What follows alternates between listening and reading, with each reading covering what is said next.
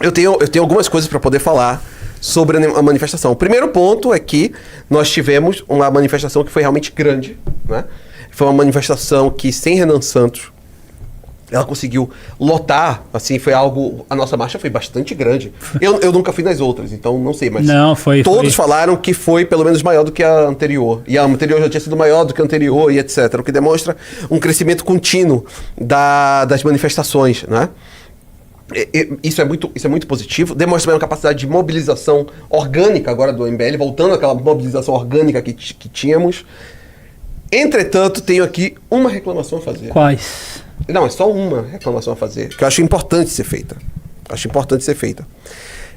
Pela 19ª manifestação nossa, e agora falando sério aqui, olhando até para a câmera aqui. Pela 19ª manifestação nossa, puxam aquele coro lá, ei, Nicolas, vai tomar suco de caju, né? Percebam bem, nós somos, hoje o MBL tem um partido político, tem uma força institucional muito grande, dentro da direita estamos posicionados de forma muito grande, e escolher bem nossos adversários também demonstra o nosso tamanho. Nicolas Ferreira, por mais midiático que seja, por maior que seja o Instagram dele, ele não é do nível como nosso adversário principal. Nossa bandeira sempre vai ter que ser como tem lá aquela belíssima música que é Lula e Bolsonaro, né? Uhum. Vão para casa, pega o Vorcar e vai para casa do caralho. Exatamente, não precisa xingar, mas essa aqui é free palavrão, Ana? Olha, normalmente quando o Renan tá aqui é uma mais conservadora, mas como é a gente que manda neste momento... Eu acho que seria bom sem palavrão, temos hoje pessoas mais... Não. Mas eu acho que nós deveríamos parar com isso, tá? Isso acho que é um recado importante. Escolher bem os adversários também demonstra o nosso tamanho. Também demonstra... Eu vou fazer um meio ponto aqui. Pode fazer. A gente tem... era uma marcha contra a corrupção, mas, obviamente, todas as nossas manifestações elas foram inspiradas pelo caso Banco Master, que, em certa medida, o Nicolas também está envolvido. Então, assim, eu vejo um pouco de sentido nas pessoas cobrarem o Nicolas Ferreira. Eu só acho o seguinte, eu acho que é um tanto quanto desnecessário a gente demandar tanto do nosso tempo atacando ele. Ele é um personagem secundário até onde a gente sabe. Caso a delação e as investigações mostrem um envolvimento maior dele, eu acho que daí sim a gente pode demandar um pouco mais de atenção pra ele. Mas nesse momento não, cara. Vamos focar no Xandão, vamos focar no Toffoli, focar no Vorcar e vamos pra cima. Mas eu não acho que seja esse o ponto em relação ao Nicolas. É bom deixar claro. A gente sabe que aquilo ali é feito. Quando puxamos esse tipo de coro, não puxamos esse coro pelo envolvimento dele, etc. Esse coro é puxado porque entende-se ele como uma espécie de adversário. E não é, ele de fato não é um adversário, porque ele não está no tamanho da missão, ele não está no tamanho do MBL, ele não tem a importância institucional que nós temos. Ele é um subordinado ao PL. É isso que ele é. Nicolas Ferreira é um subordinado do PL. Ainda que internamente ele tenha lá sua facção política, ele é só um subordinado. Que pode fazer algum faccionalismo interno sem ter capacidade para fazer uma cisão com o PL. O que ele pode fazer? Ele pode fazer negociações internas. Mas ele não é a principal voz. Está longe disso. Acho isso preocupante porque nós estamos colocando, então... E temos que escolher bem nossos adversários. Quem são nossos adversários? Flávio Bolsonaro e Lula. Quem é que Kim Kataguiri mira? O STF. Porque esse é o tamanho de Kim Kataguiri. É mirar nas grandes forças do Estado brasileiro. Porque o Kim Kataguiri é uma das grandes forças do Estado brasileiro. Dentro da oposição, não temos uma força tal como Kim Kataguiri. Quer dizer, só nós temos essa força, né? Então, eu acho que é importante que façamos esse tipo de reflexão e consigamos finalmente superar aquela velha... tínhamos uma espécie de síndrome, né? Por sermos minoritários, acreditávamos que éramos pequenos demais. Temos que superar essa fase.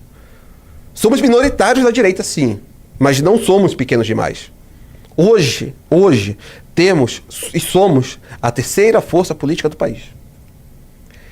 O futuro nos reserva um lugar lá, em cima. Somos a força política mais jovem do país. Não idade apenas nossa ou de formação institucional, mas de nossa base eleitoral. Somos também uma das mais engajadas, não é? O que faz com que nós temos um futuro que o próprio Nicolas não tem. O Nicolas tem sua base tão envelhecida quanto a do bolsonarismo. É uma base feminina e velha. O Nicolas, ele disputa essa base jovem com a gente só dentro do público evangélico, mas tirando o público evangélico, a gente é majoritário. Vale lembrar um comentário que eu fiz essa semana no Morning Show, que o Nicolas, ele tá formando o seu exército próprio dentro do bolsonarismo, basicamente formado por ex-MBLs. E Maquiavel já falava 500 anos atrás do exército dos mercenários, né? Então, assim, sim.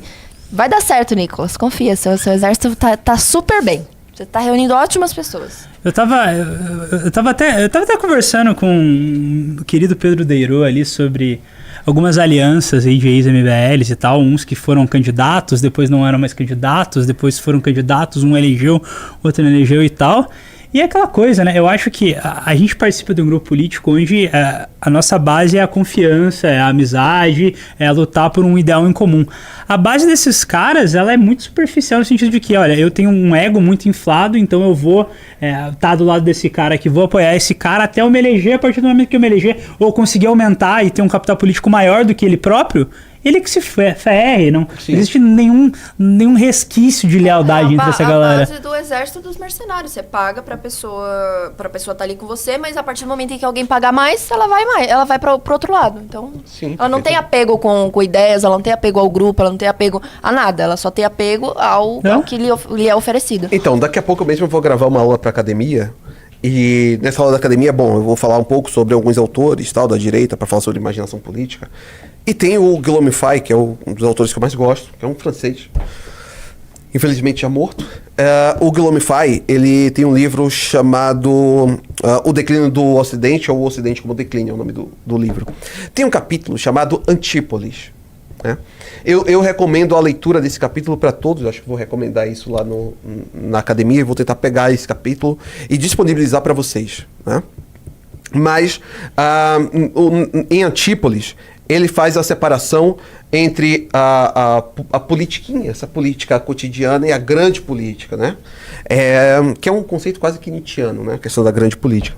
Mas a questão em Guillaume Fay, e que eu acho que é o que separa realmente o MBL dessas facções do Nicolas, por exemplo, é que nós nos debruçamos sobre as grandes questões nacionais, sobre as grandes questões geracionais, sobre todos os gargalos que impedem qualquer tipo de desenvolvimento, inclusive espiritual, de nossa nação. Ao contrário deles, que fazem isso baseados tão somente em uma guerra de popularidade, em uma tentativa de viralização a todo custo, não é? Sem se debruçar sobre as grandes questões. Não é? É uma questão meramente estética. Né? Então, eu sinceramente acredito que nós estamos em um patamar tão diferente, que devemos imaginar quais são os nossos adversários, escolher corretamente. Eu não consigo acreditar que alguém acredite, que alguém conceba Nicolas Ferreira ou qualquer um daqueles como um adversário para Renan Santos. Né? De forma alguma.